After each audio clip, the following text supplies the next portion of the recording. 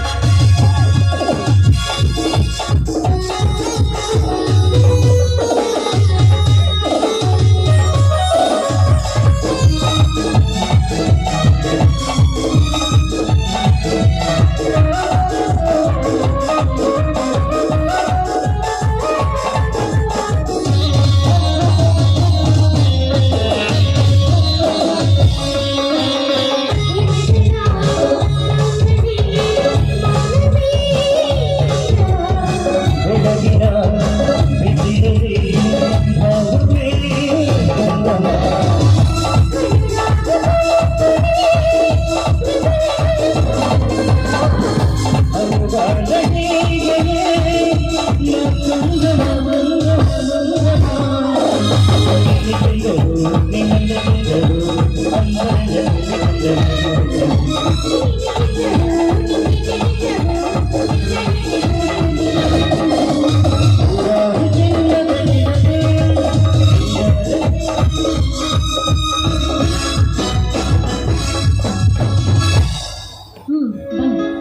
ಆದಷ್ಟು ಬೇಗ ನಿಮ್ಮ ಮನೆಗೆ ಸೇರ್ಕೊಳ್ಳೋಣ. ಹಾ ಚಂಚಲ, ನಾವು ಬರುವಿಕೆಗಾಗಿ ಮನೆಯಲ್ಲಿ ದಾರಿ ಕಾಯ್ತಾ ಇರಬಹುದು. ನಡೆ, ಬೇಗ ಹೋಗೋಣ ನಾವು. ನೋಡಿ.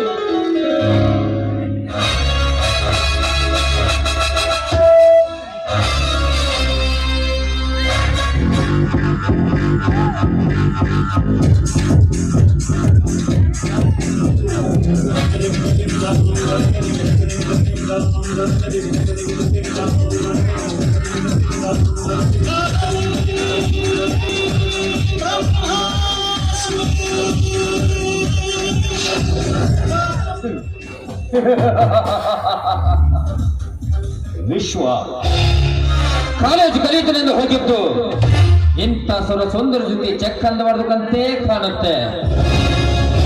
ಲೇ ಶಂಕರ್, ನಿನ್ನ ತಮ್ಮನ ಮೇಲೆ ನೀನಿಟ್ಟು ಅಚಲವಾದ ಪ್ರೀತಿ ಈ ಹೆಣ್ಣಿನಿಂದ ಒಡೆದು ಚೂರು ಚೂರಾಗುವುದಕ್ಕೆ ಸಂದೇಹವೇ ಇಲ್ಲ.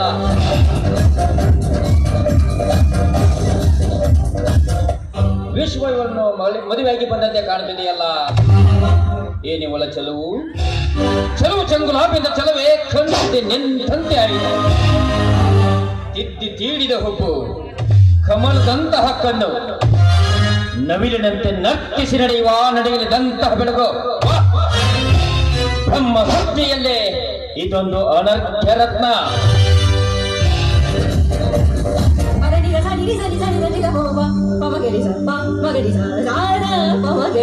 ಇವಳಿಗೆ ಇದೆಯೋ ಅಥವಾ ಕಲ್ಲಿನಲ್ಲಿ ಕೆತ್ತಿದ ಮೂರ್ತಿಯು ರಂಬೆ ಊರ್ವಶಿ ಮೇನಿಕೆಯನ್ನು ಮೀರ್ಚುವಂತಿದೆ ಇವಳ ಸೌಂದರ್ಯ.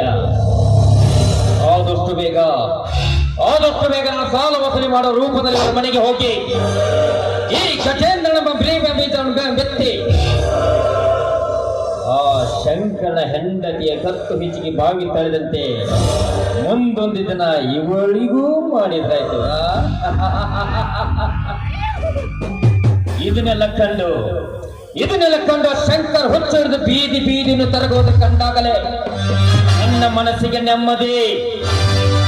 ಲೇ ಶಂಕರ್, ನಾನು ಪ್ರೀತಿಯಿಂದ ಬಂದರೆ ಮಾತ್ರ ಗಜೇಂದ್ರ, ಸೇಡಿನಿಂದ ಕಾಲಿಟ್ಟರೆ ಮದವೇರಿದ ಗಜೇಂದ್ರ.